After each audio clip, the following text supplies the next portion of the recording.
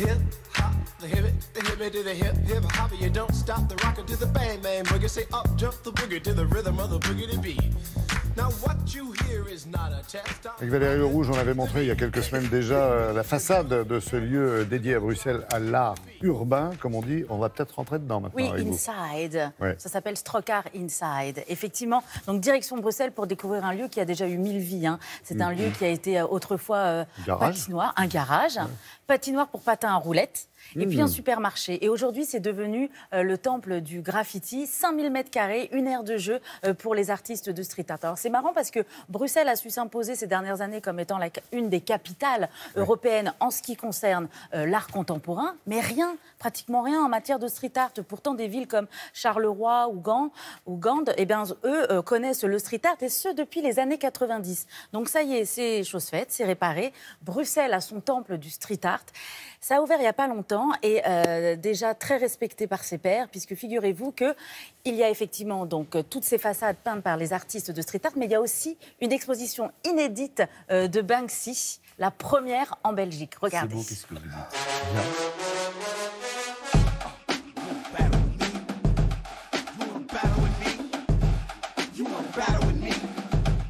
Strocar, c'est une association loi 1901 que j'ai cofondée avec l'artiste Fred Atax il y a 3 ans. Et c'est ce qu'on voulait, c'était changer tous les codes et faire un musée où les artistes vivants viennent y travailler, où les fresques changent, évoluent, et un lieu qui représente la diversité du street art et du graffiti. Et certains artistes ont été très inspirés par le lieu, comme Jean-Luc Moorman, qui a voulu, par un jeu de couleurs, mettre en avant cette architecture. D'autres ont utilisé certains murs monumentaux comme Andrea Ravo Mattoni parce qu'il voulait peindre les grands maîtres de la Renaissance italienne. On ressent ici dans certaines œuvres, évidemment, leur engagement politique, sociétal, écologique. Il y a des femmes artistes qui ont évidemment mis en avant la condition de la femme. Il y a Lady Jide qui a peint une manifestation anti-Trump et pour les droits des femmes avec Beyoncé comme égérie. Donc oui, on ressent un certain engagement. Comme le collectif CNN qui ont évoqué la cause de la Palestine en peignant en fait Ahed Tamimi, qui est la jeune palestinienne de 16 ans qui a été libérée de prison il y a 2 mois. Et toute la fresque est aux couleurs de la Palestine. Elle a une rose dans les cheveux, mais qui est le sang qui coule. C'est une fresque qui n'aurait pas pu se faire à l'extérieur sans créer de grosses polémiques.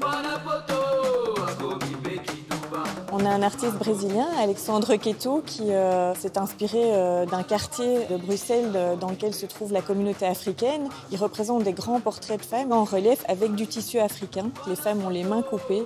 Et évidemment, c'est une évocation de la période coloniale de la Belgique au Congo. Donc moi c'est Sommeil, S-O-M-E-Y. Je suis graffeur à Bruxelles. Ma spécialité c'est les lettres, la forme des lettres. C'est vraiment ça qui me passionne dans le graffiti. Et donc ce lettrage qui couvre les différents plans du bar représente mon nom d'artiste qui est Sommeil.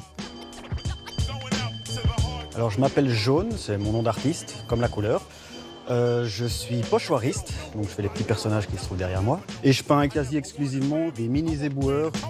Si eux n'étaient pas là, on serait littéralement en train de se noyer dans nos propres déchets. Donc ils ont une importance et pourtant ils sont quasiment invisibles. On a la chance d'inaugurer une exposition autour d'un des plus grands artistes de la planète, à savoir Banksy. C'est une chance inouïe pour Bruxelles et pour notre association d'avoir pu être les premiers à accueillir 60 œuvres de cet artiste. Donc ce lieu a eu plusieurs vies et il était extraordinaire pour nous permettre de faire toutes ces créations. C'est magnifique. Combien de signatures là au total là? Là, il y a une 60aine d'artistes, évidemment de Belgique, mais aussi de l'international. Évidemment, c'est un lieu qui est voué à être transformé, hein, puisque les artistes viennent s'y exprimer à volonté. Et puis là, pour l'instant, on peut voir ce lieu que jusqu'au 30 décembre. On espère pourtant que ça va durer. Voilà. Très bonne information, beaucoup de couleurs et de bien joli, très bien peint, comme j'ai vu déjà. C'est bien. Merci Alex, merci Myriam.